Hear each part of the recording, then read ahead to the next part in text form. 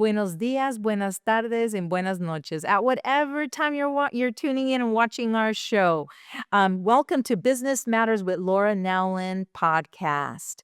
And so today, I want you to know that we're going to basically on our podcast, they are not scripted. They're not scripted. Where I say we're going to come in here, we're going to speak from the heart, and we're going to shoot from the hip. Okay. And so we air every Friday at 3 p.m. Pacific Standard Time, a new episode, unless we have technical difficulties. That sometimes happens. And so there's a little delay there, but no big deal. Okay. And then I want to also give a big shout out to our sponsors, First See Us Now Staffing. You can reach out to them if you need any staffing services at 702-902-2448. Ask to speak to Blossom. She's our business development manager, or Robert, our branch manager for recruiting services. Makeup today is by Faces by Dre, and you can get a hold of her at 714-595-1837. And our sponsor today for this nice new set that we're in today, we got new shoes, kind of like a new pair of shoes, right? Anthony Mendoza, he is the CEO of the Launchpad. You can get a hold of them at 702-997-1396. They do a lot of things here. They actually even do websites. They do the filming for your podcast. They have different rooms, and it's just great. You have to come check them out. And then Hair by Maria Bolivar. She's with Beauty and Health, and her phone number is 702-845-9696. And now to our guest for the day. We have Sarah Johnson, and she is the director for the state of Nevada, Lieutenant Governor's Office of Small Business Advocacy. Welcome, Sarah. Thank you so much. Thanks for having me. Absolutely. And so, like I said, our show is not scripted. We want our audience to get to know you. We're just having a casual conversation. I'm getting to know you better. You're getting to know me better. And we just have a bunch of eavesdroppers. Okay. Do it. Yeah. All right. So, Sarah, where did you come from? Like, were you born here in Las Vegas, Nevada? Are you originally from here? I am not. You will probably hear in my accent, I am from the South, born and raised in Alabama, and then also by way of Nashville. I actually met my husband in Nashville, went to college and grad school in Nashville. And then we, moved around. We moved to DC for a while, and then we wound up here for weather and taxes. Oh, nice. Yeah. How many years have you been here then? We've been here almost 12 years now. 12 years. So yes, I've lived in Nevada. I've lived in Las Vegas longer than I've lived anywhere else. So yeah, we love Nevada. Awesome. And when you got here 12 years ago, what did you go into? Like, what was your career? What were you doing? Yeah. So when we were living in DC, my husband and I both work in policy. We both worked in like marketing of policy. My husband's a writer. And I was working from home, just doing marketing consulting with my own business. So small business owner myself. Okay. And when we saw an opportunity to move to Nevada, we thought, this will be great. We can, use it as a launchpad to travel. And, the cost of living back then in Nevada was a lot cheaper than it is now. Right. And so we could afford to have a yard for our dogs and, access to the outdoors.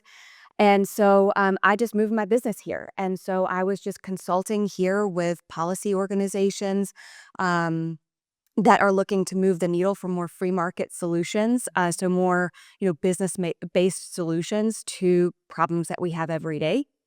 And so I was doing that, and then wound up working for the Lieutenant Governor 2 years ago when he got elected and took office in January of 23. So Lieutenant Governor Anthony Stavros. Stavros Anthony. Yes. God, I always mess that up, but that's a very good the old one. Yes. I remember that we elected him to come in and do, to speak. And I kept saying, I think they're spelling your name wrong. We have it in the wrong order. It's Anthony Stavros. He goes like, no, it's Stavros Anthony. He always says he's really funny, and he says, nope, Stavros means Steve in Greek. Right. So Steve. Yes. So what is it like working for him? He's a great boss. He's awesome.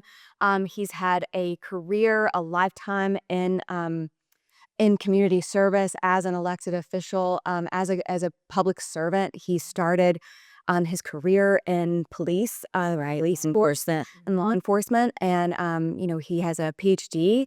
I mean, so he's smart and he's engaged in the community, and he's a pleasure to work for, especially as elected officials go. And you know what? He returns your call. He does. He returns your text. Yeah. I remember reaching out to him. I was dealing with an issue that I'm still dealing with, but an issue. Yeah, I said, okay, I'm going to go ahead and start reaching out to people in which I typically don't. I will tell you, I have a big network. I've been here for 18 years here in Las Vegas. But anytime I reach out to my network, it's not for me. It's always to help whatever community person that I can help. I will go ahead and use my contacts to try to help them. And I'm like, I'm in big trouble. I really need some serious help. And I text him. He's like, what time? Where do you want to meet? Yeah. I'm like, so we had dinner together. I was able to share what was going on. And he gave me some guidance and, leading me like, go this way, Yeah. not that way. Yeah. That's my issue, which I could really appreciate that because once they become, they get elected. Yeah. A lot of times they stop calling you, returning your calls. They don't know you anymore. Right. Yeah. It's too big for their britches. That's what we say in the South. Yes, too big for their bridges. Did you guys hear that? Yes, I love that, Sarah. So you are a big advocate then for the small business community. So you have a lot in common. That's me. Yeah. So tell me, like, what is it that you do for the small business community? What type of resources can they receive from reaching out to you? Yeah. So working with entrepreneurs has been something that I've done since my first job right out of college. I worked for the National Federation of Independent Business, which is the nation's largest kind of lobbying firm for small business owners. Small business owners. It's a membership organization, and I was proud to work for them. That kind of got me set off on the policy. Yeah. On the policy route, and then also got me really interested in licensing and regulations for small business because they don't have an advocate that is, larger businesses, like, for example, here in Nevada, the retailers or the resort industry, they can afford to have lobbyists. They have a team of attorneys who help them. Our small business owners, our mom and pop businesses don't have the ability to hire a lobbyist or hire an attorney who's just on staff, just waiting to, beat down any sort of issues lawsuits that come their way. And so, I saw that this as a real need in Nevada, and there was the Office of Small Business Advocacy, and I was so glad that Lieutenant Governor Anthony reached out to me to run this office. And so that's what we really focus on is helping small business owners, helping these mom and pop shops cut licensing, cut red tape so they can do the business that they want to do without the government getting involved and telling them how to run their business. A lot of what we sort of deal with in this state is we are the #1 most occupationally licensed state in America. Which That's horrible. is crazy to think about. Right. It's crazy to think about. It's really, props to Nevada. We're very easy to start a business. We're easy to get it going. But if you're in one of these occupational fields that is licensed, there are a lot of burdens for you. It takes a lot of time. It can take a lot of money. I mean, it's just a lot of headache. And so we want to try to roll some of that back in the state to make it easier for people to get into these careers that should have a really low barrier to entry. But you've got people who are currently in the industry who want to keep them out. And so we call those gatekeepers. And we want to eliminate the gatekeepers as long as consumers in Nevada remain safe. That's one thing we always want to make sure that the license is there for a reason, and it's consumer safety. So when we look at things like interior design, for example, Nevada is one of only 2 states that requires an interior designer's license. One of 2 states. And when I think about coordinating pillow colors or paint on walls, I'm not thinking that I'm not seeing where the consumer safety element is there. Right. And so we want to try and roll some of that back to make it easier to get into these fields. So, I know that we had a conversation in regards to painters. Mm-hmm. So can you share what we talked about? It's like we're not painting your own house, but painting somebody else's house. Correct. So let's say we've got a high school kid. His mom says, I don't have time. Paint the kitchen. He realizes, you know what? I really like this. It's kind of meditative. I can put on my podcast. I can paint a room. I'm going to do this as my job after school or on the weekends. Well, he needs a license for that. Not crazy. So you can paint your own house, fine. Mm-hmm. But if you were to paint your friend's house, you need a license. And the real struggle here is that not only do you need a license for residential, it's the same licensing requirements to get a residential painter's license as it is to get a commercial painter's license. So Absolutely insane. same cost, same time requirement to paint your neighbor's 1,200 square foot house as to paint T-Mobile Arena. So my grandson, he started his own little business, lemonade stand. Yeah. I'm sure he's going to be regulated. Yeah. So this A food handler's card. He's 9 years old. right. So they can technically shut these little kids down. So there's actually a group of like a children's entrepreneur group that I have spoken to a couple of times. Yeah. And they want to, make cupcakes or make lemonade or make hot chocolate or, any of these little things that we all did as kids, right? Yes. I remember standing outside. I had my little plastic playhouse, and I'd stand out there with my, 10 cents a cup lemonade. And technically, they could be shut down. Technically, they might need a license for that. There was an incident, I think, probably about 7 months ago, where Southern Nevada Health District got involved and said, no, you can't do this children's entrepreneur fair and sell these food items. And What is wrong with us? That's absolutely horrific, right? I mean, we want to inspire these kids to become entrepreneurs. There's like 7% in the whole world. There's not that many of us. Right. And so if you see that kid that wants to start his own business, let him. Right. Well, and it's just such a good opportunity, even if they don't have a great business idea and is just selling lemonade or whatever, but it teaches them about economics. It teaches them about, oh, well, it's not just selling this, it's also the price of the cup, and it's the price of my time, and what's my time valued at. And all of that, it's an opportunity for parents to really get involved in their kids, learning about financial responsibility. And, there's actually a bill this legislative session that would require state universities and colleges to require students to go through a financial literacy course. And I'm like, but we're shutting down entrepreneur in K through 12, and it's already required in K through 12 school. But beyond that, I mean, we're like shutting down these opportunities to teach our kids, in real world examples, learning by doing. We're shutting that down when we shut down these children entrepreneurship. I agree.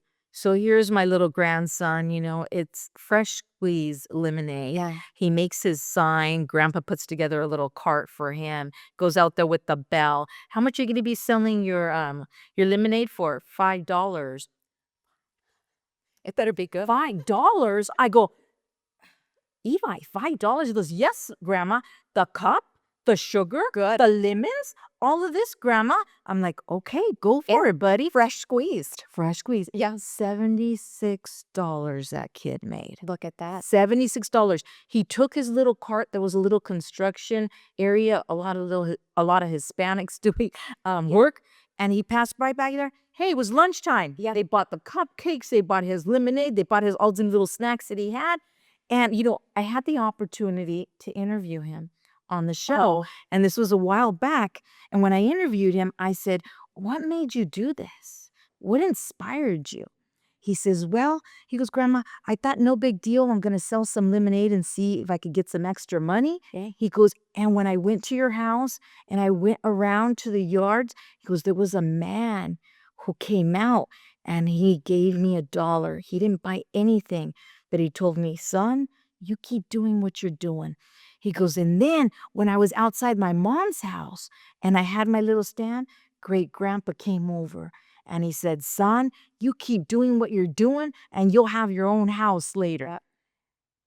That inspiration, we want to encourage that. We do. Yeah. Many of us are very hyper, right? Yeah. It's because we're entrepreneurs. That's the secret. We don't have bipolar because if not, we couldn't complete any task. Right. We're just hyper. We have that energy. Let us loose. Right. Right? Yeah. Stop putting the leash on us. Let us do the thing that we want to do.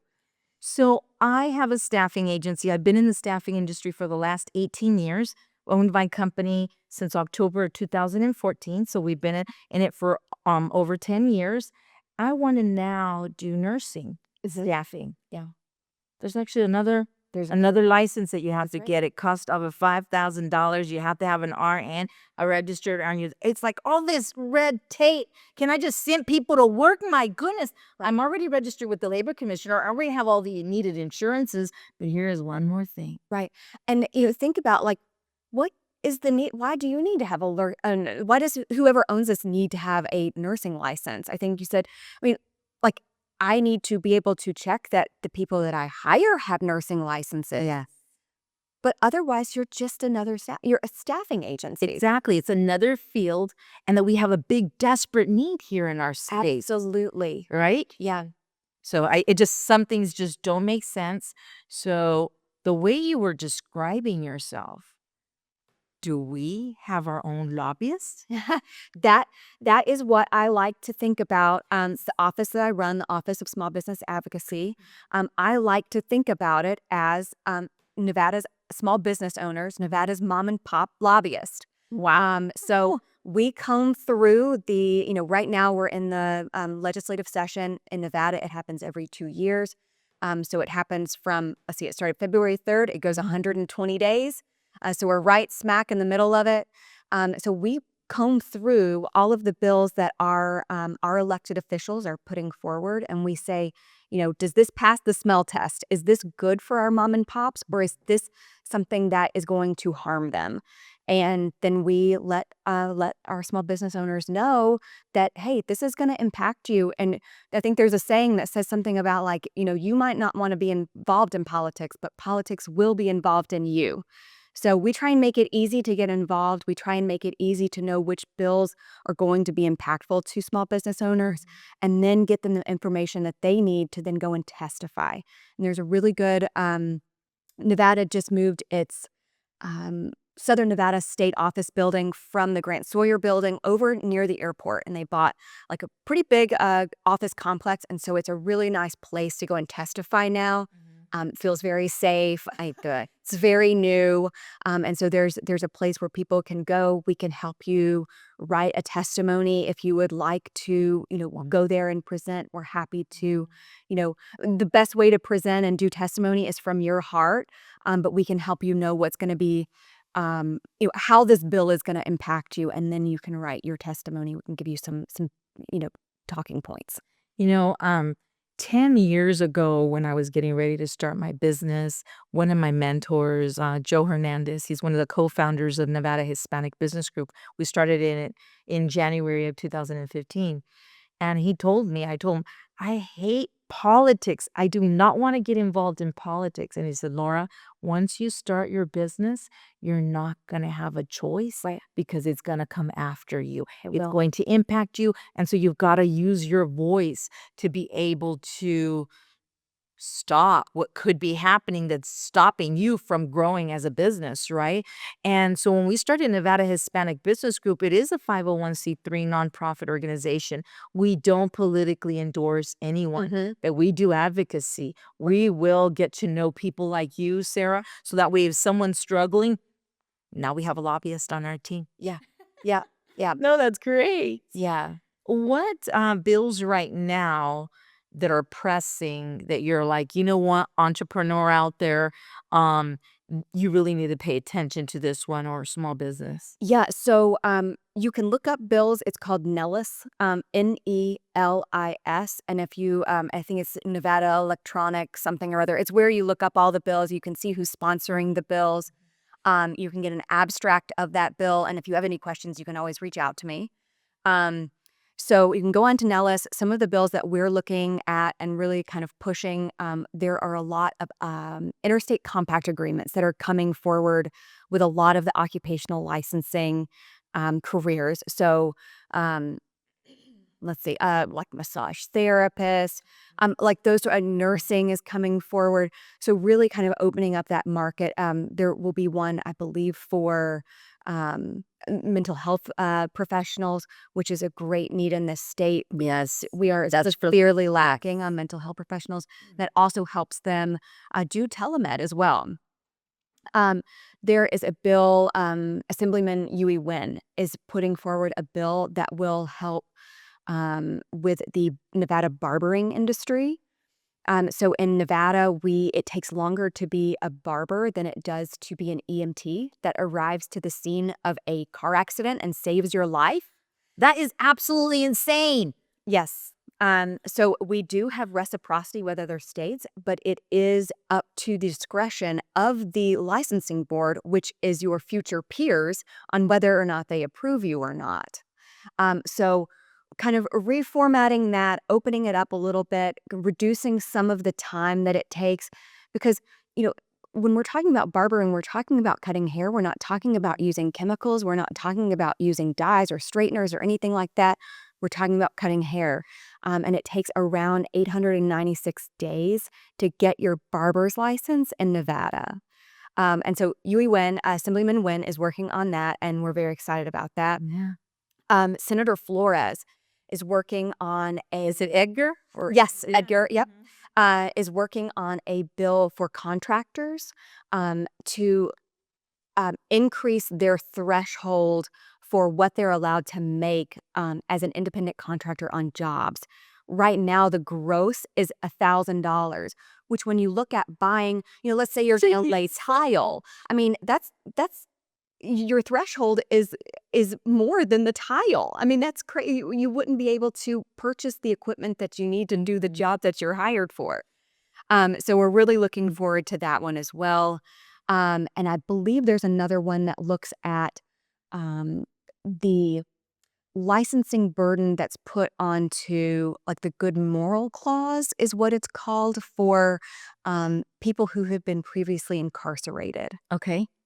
A lot of these licensing boards will put in what's called this good moral clause, which means they can reject you just because you have served time. Wow. Which, No. you I know, mean, Hope for Prisoners is huge here with John Ponder. Yeah, absolutely, that doesn't make sense. it doesn't make sense. And again, a lot of these occupational careers that are licensed by occupational licensing are careers that should be low barrier to entry. They're your plumbers, they're your contractors, they're your residential painters. These are great career paths for people who want to get trained into a field and then go out and work. And we want to make sure that they have that opportunity. Clearly, if they've been in prison for financial embezzlement, we don't want them to do finance. Right, right. But if it's not, we want them to be able to be a barber. And, maybe, the consumer knows that they have, there's like a discretion thing that's like the consumer has to be aware, whatever. But they should be able to not just, be eradicated from that career field because they have been previously incarcerated. Do you think that our state does this so that way we do not, you know, build more businesses here and focus more on working in the hospitality industry? I mean, because that's what it sounds like to me. And then what's sad is that a lot of them that are incarcerated, like for me, if I'm working on a federal contract, if I'm working in a hotel and a casino, I can't send someone that can't pass a background check. Right. So sometimes their best resort is for them to start their own business. And most of the time, the reason they're in prison or in jail is because they're great salespeople.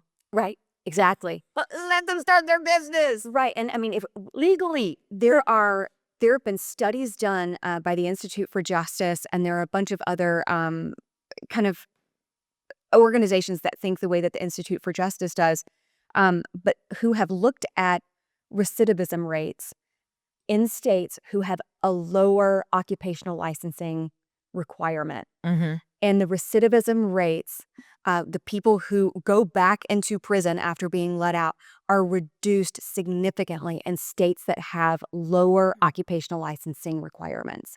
And so we want to make sure that people can do gainful and legal employment, Exactly. and not be, facing all of these fees and time. If it takes 900 days to be a barber and you just got out of prison. You don't have that kind of time to wait. You need to be able to get a job. Mhm. So if someone is, if someone's maybe going through some difficulties and either starting their business or maybe the labor commissioner won't leave them alone or somebody is really bothering them of whatever is happening, how do they get a hold of you and your team? Yeah, so we have, you can email me, Sarah Johnson, SarahJohnson at ltgov.nv.gov. You can also go onto our website, which is osbanv.com.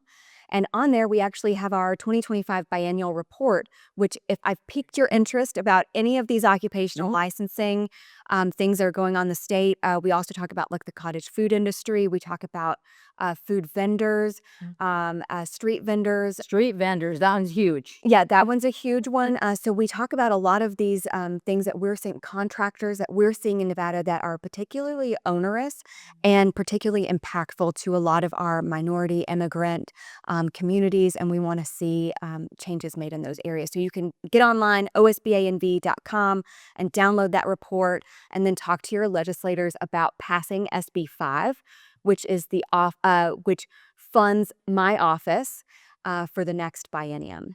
Did you guys hear that? SB 5. It's a go. In closing, what would you like to leave our audience with? Maybe any words of encouragement of those entrepreneurs or those people that are street vendors right now that are having such a hard time. Yeah. They really are. Yeah. So get involved. Again, if you don't get involved, the government will get involved with you. Yeah. So get involved, stay informed, reach out to our office and let us know what you're struggling with, because, we're not in each of these individual industries. I'm not in contracting. I'm not in painting. I'm not, baking things at home and trying to sell them like a cottage food industry person, also particularly onerous in our state. So reach out to our office, let us know that you're having a struggle in a particular industry, and, we'll get to work and we'll fight for you. Awesome. Remember, we have our own lobbyist. Her name is Sarah Johnson. You can get a hold of her at the Lieutenant Governor's office. Well, thank you so much for taking the time and being on the show with us. Thank you for the invitation. Absolutely. Next time, remember Friday, 3 p.m. Pacific Standard Time. Make sure that you tune in and follow us. Follow us and like us below. I'm sure there's a link. I'm sure my team put it there somewhere. God bless.